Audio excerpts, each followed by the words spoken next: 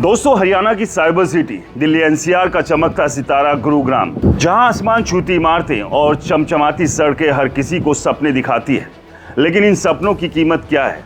एक मध्यम वर्गीय परिवार जो दिन रात मेहनत करके अपने लिए एक छोटा सा आशियाना बनाने का ख्वाब देखता है, उसका इस चकाचौंध में क्या हाल होता है?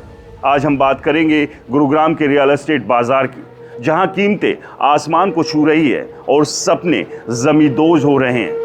रेडिट के एक यूजर लिम्प डॉक्टर ने गुरुग्राम के गुरुग्राम पेज पर एक सवाल उठाया, जो शायद उस हर शख्स के मन में है जो यहाँ घर खरीदने का सपना देखता है। उनकी पोस्ट का शीर्षक था गुरुग्राम में घर खरीदना, और इस पोस्ट में उन्होंने जो लिखा वो हर उस इंसान की आप बीती है जो इस बाजार में कदम रखता है।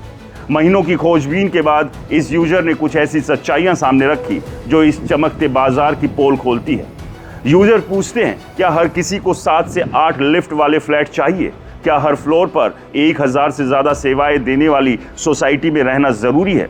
ये सवाल सिर्फ एक यूज़र का नहीं, बल्कि हर उस मध्यम वर्गीय इंसान का है जो अपने बजट में एक छत तलाश रहा है।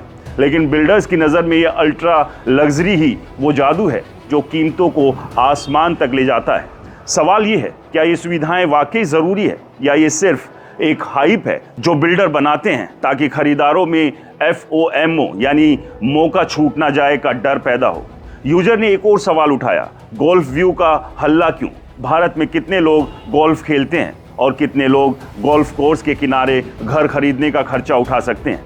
ये गोल्फ व्यू का तमाशा सिर्फ और सिर्फ एक दिखावा है, एक ऐसा दिखावा जो प्रॉपर्टी की कीमतों को और ऊपर ले जाता है। लेकिन सवाल ये है, क्या ये व्यू उस मध्यम वर्गीय परिवार के लिए है जो अपने बच्चों के स्कूल की फीस और EMI के बीच जूझ रहा है? और फिर आता है द्वारका एक्सप्रेसवे, जिसे DXP के नाम से बेचा जा रहा है। यूजर कहते हैं ये तो बस एक हाईवे है, लेकिन बिल्डर्स इसे ऐसे बेच रहे हैं जैसे ये कोई सुनहरा भविष्य हो। इस हाइप के पीछे क्या है? सिर्फ और सिर्फ वो डर जो खरीदारों को ये सोचने पर मजबूर करता है कि अगर आज नहीं खरीदा तो कल ये मौका हाथ से निकल जाएगा। लेकिन हकीकत ये है कि ये हाइप कीमतों को और ऊंचा करने का एक हथियार है।